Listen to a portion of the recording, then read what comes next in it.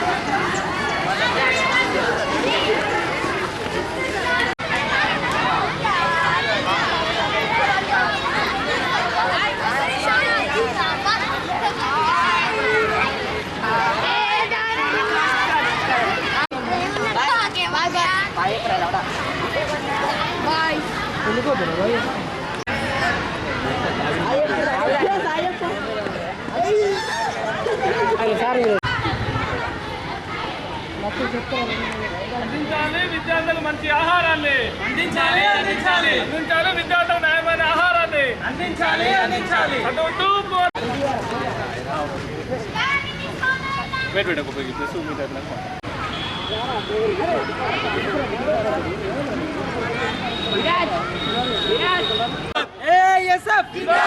చదువుతూ పోరాడు, చదువుతూ పోరాడు, అందించాలి వెంటనే న్యాయమే, వెంటనే పోరాడు, చదువుకై పోరాడు. జిందాబాద్ జిందాబాద్ జిందాబాద్ ఏఎస్ఎఫ్ జిందాబాద్.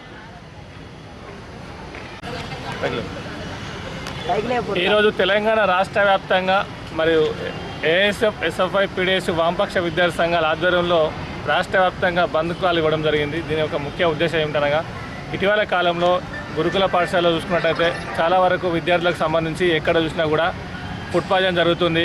విద్యార్థులకు నాణ్యమైన భోజనం అందిస్తున్నారని చెప్పుకుంటున్న ప్రభుత్వం ఇప్పటివరకు చూసుకుంటే ఎక్కడ కూడా విద్యార్థులకు నాణ్యమైన ఆహారం అందడం లేదు. మెనూ ఛార్జీలు పెంచడం వరకు చూసుకుంటే విద్యార్థులకు న్యాయమైన వాళ్ళ డిమాండ్లు ఉన్నాయి. కాస్మెటిక్ ఛార్జీలు పెంచాలని చెప్పి ఆ డిమాండ్లు కూడా నెరవేరడం లేదు.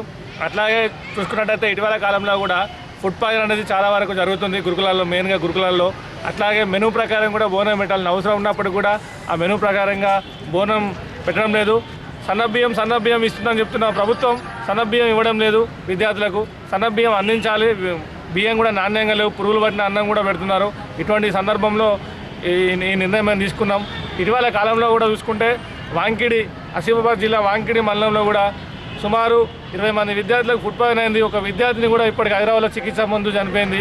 ఇటువంటి ఘటనలు పునరావృతం కావద్దంటే ప్రభుత్వం ఇప్పటికైనా స్పందించి బాధ్యులపైన చర్యలు తీసుకోవాలి. ఇష్టానుసారంగా కాంట్రాక్టులు ఇచ్చుకుంటూ కుళ్ళిపోయిన ఆహారాన్ని పెడుతున్నారు. అట్లాగే ఈ మధ్యకాలంలో నిన్న ఎమ్మెల్సీ స్వయంగా ఎమ్మెల్సీ జీవన్ రెడ్డి గారు ఇక్కడ జగిత్యాలలో ఉన్నటువంటి సింగారావుపేట గురుకుల పాఠశాలకు కూడా వెళ్ళి స్వయంగా తను తనిఖీలు చేస్తే కూడా అక్కడ కూడా ఇవాళ ఫుడ్ పాయిజన్ అయ్యే అవకాశాలు ఉందని చెప్పి నాణ్యమైన ఆహారం లేదు, కుళ్ళిపోయిన ఆలుగడ్డలు ఉన్నాయి, టమాటాలు ఉన్నాయి, నీళ్ళచారు పెట్టినారని చెప్పి స్వయంగా ఎమ్మెల్సీ జీవన్ రెడ్డి గారు కూడా చెప్పడం జరిగింది. దీన్ని కూడా దృష్టిలో ఉంచుకొని సమగ్ర విచారణ జరిపించి ఎవరైతే కాంట్రాక్టులు ఉన్నారో ఆ కాంట్రాక్టులపైన చర్యలు తీసుకోవాలి అని ఏఎస్ఎఫ్గా మేము డిమాండ్ చేస్తున్నాం.